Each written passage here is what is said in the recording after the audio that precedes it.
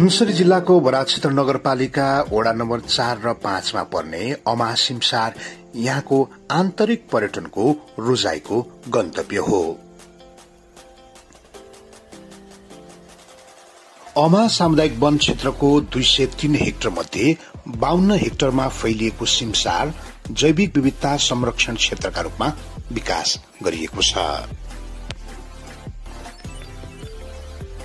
चराचुरुङ्गी, विभिन्न प्रजातिका फूल, बोट बिरुवा, माछा कछुवाको वासस्थानका रूपमा अमा सिमसार विकास भइरहेको छ।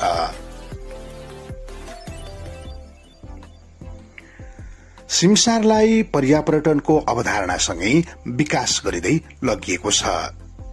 दैनिक यहाँ वनभोज खान, बोटिङ गर्न र अमा पोखरीमा पूजाआजा गर्न आन्तरिक पर्यटक आउने गरेका छन्। छुट्टीका दिनमा यहाँ अझै घुइँचो लाग्ने गरेको छ। जंगलको बीचमा सिमसार साथै घुम्ने र मन भुलाउने संरचनाको निर्माण भएपछि आगन्तुकहरूको रोजाइमा पर्दा आएको छ अमा सिमसार।